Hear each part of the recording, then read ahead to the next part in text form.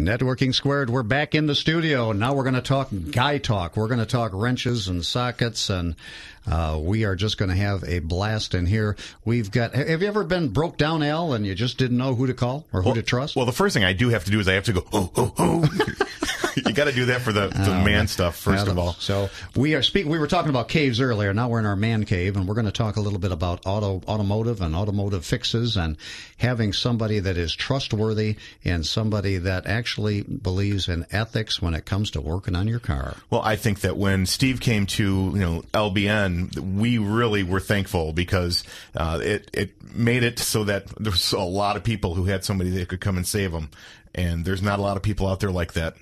Well, we have Steve Connor from Steve's Mobile Auto Care, and he is a local business networking member. Steve, why don't you say hi to everybody?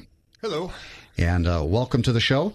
Like to know a little bit about, I was reading here, and you've got a whole lot of, things after your name. There's ASEs and LLCs and what are these? What are all these certified? And tell me a little bit about that. Well, I'm a registered with a state mobile repair facility, and I have state and ASE certifications.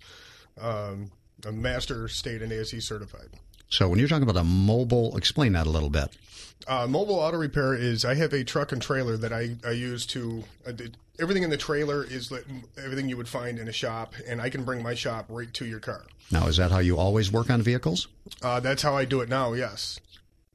All right, so you're working on vehicles either at somebody's home, or what if they're broke down? Can you do that? Yeah, a lot of times I can go to the side of the road. A lot of times I can work on the side of the road or in a parking lot, but I can't work on the side of an expressway or something like that. Yeah, I was thinking about doing that oil change on the side of the road. That wasn't going to work out real well, was it? No, probably not. Yeah, leave it up to Al to mess this whole interview up here. Just Al's going, okay, listen, I'm broke down. I'm in Florida. Can you come down and fix my car? No, that isn't going to work. So tell me what areas you're working in. I'm based out of Clinton Township, and I generally travel about 40 miles or so. I do a lot of work in East Point, in the Grosse Points, in Washington Township, and surrounding areas around Clinton Township. Why would somebody want to use you as opposed to going to a shop? Well, the convenience factor is the big thing. The way I'm set up, I mean, you don't have to take time off of work. You don't have to have somebody follow you to a shop. You don't have to sit around a shop. You don't have to take time off work to go pick the car back up. It's just mainly it's a big convenience, and the price is generally going to be about the same, if not a little bit less expensive, because I don't have the overhead of most shops paying rent and things like that. I mean, I just have to cover gas and tires, and then the parts and labor to fix the vehicle. Well, I know some people that have already had you go to their place of employment to get some things done, but what I'd really like to do is give an overview of the types of repairs that you're capable of doing with your equipment.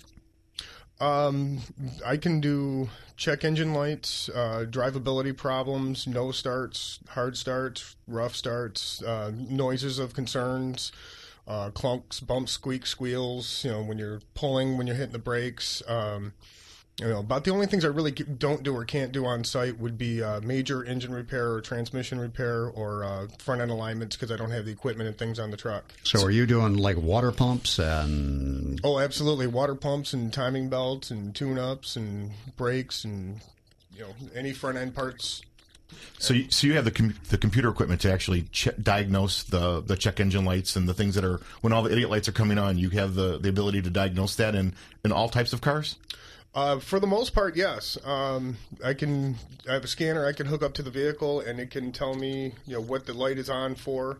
And then I have all that on a laptop where I can diagnose and look into further about what the codes are meaning and ways to diagnose and pinpoint exactly what's going on in the vehicle. Okay, I know I made fun about the oil change earlier, but in reality, you will actually go to somebody's place of employment and change your oil, change a tire, those types of repairs? Yes, I can definitely do that. For me to come out and do just an oil change sometimes is a little bit costly because of service call charge and things, but a lot of times people will add that on to something else. Okay. That, if they're having noises or, and while you're here, can you change oil in it too? I was seeing here that 18 years you've been in this business? I have. That's a long time, a lot of experience. I'm sure you've seen a lot of things change. Back in the day, we used to just go under the shade tree and start unbolting things and fixing things. Today, you just can't do it. Oh, no. You need a lot of intense equipment and a lot of expensive equipment to really be able to get into, what's going on and try to get it resolved. So what's in this big trailer that I see? I have my toolbox, which is quite large, and then a lot of diagnostic equipment and, most everything you would find in a shop except for a hoist. Now, what about heat? I always worry about you worrying. I know what it was like working in the winter for me. What do you do to keep warm when you're out working on a vehicle like that? And do you do it all winter? Yes, I do it all winter long. I have a couple different types of heaters I bring with me. There's times where I'll put a tarp over the car and use a torpedo heater and blow heat up inside, and try to make it as warm as I can. That's cool. I was wondering that one because I remember seeing you last winter, and I remember it was a lot of snow, and I was picturing you climbing through a snowdrift to fix the front end of this car, and I was just like, how can you possibly do this?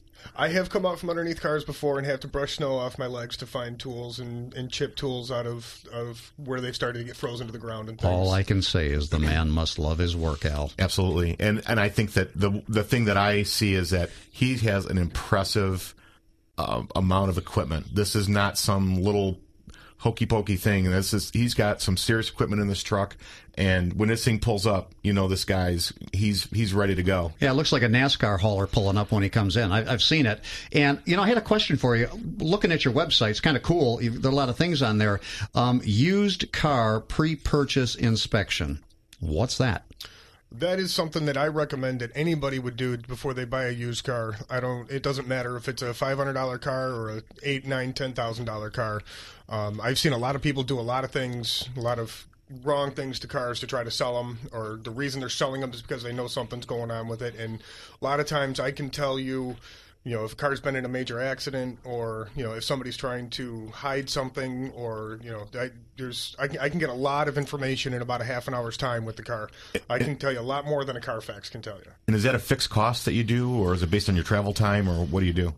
Everything is based on the travel time to a point. Within 20 miles of my home base is $25 service call, and then it's a little bit more from there. But if it's within 20 miles, it's a $60 charge, which is a half-hour labor and $25 for a Seems service. pretty cheap to me, Al. Yeah, I remember the day of buying the $600 car that I had for 3 weeks, and I blew the engine. And yeah, well, the $600 car you have to put another $1,000 into. Yeah, he could have saved you. Well, I can see where that's very, very important, and it's weird now because some of the cars are more than the houses that you're buying in the Detroit area. So you get a house appraisal. So be a good idea to get a vehicle appraisal, wouldn't it? Yeah, and what I'm really thinking about is my son's a senior in high school, and all these kids are starting to get their cars, and I'm listening to these stories from the other parents of all these breakdowns and all these issues that they're having, and I think what it does is it creates an opportunity for two ways. One, they can talk to you first and know what they're getting into, and secondly, I think it's a great avenue for them to be able to reach out to be able to have that. So I know that there's some people I'll be talking to when I leave here today. Well, on Facebook, how do they look for you on Facebook?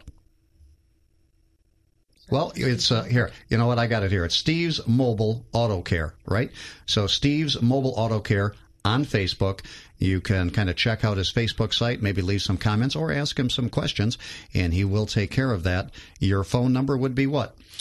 Phone number is 586-747-1720. All right, and that's 586-747-1720. That's a number you should just put into your wallet because at some point you're going to need it. I'm putting on my auto dial. That thing's going to my auto dial right as soon as I leave here today. Okay, and you also have a website? I do. And the website was very informative. Whoever did all of your writing on that did a very good job. So why don't you let us know how we can get a hold of you on the internet? I have a great website at stevesmobile.com. Generally, if you want to try to make an appointment with me, get in contact with me by phone is the best way to do it. Because I'm out on the road all the time. I don't always have internet access to be able to check email and things. So I have a wonderful amount of information on the website, and the next step would be to call me and talk to me in person. All right, so that is Steve's Mobile Auto Care. That's Mobile. Yeah, it's just in case, and it's 586-747-1720. 888-866-3820. Any other questions, Al? Yeah, actually, I see also that he does accept Visa, MasterCard, Discover, and obviously a debit card. And I wanted to read this. This was a testimonial on his website I thought was pretty neat.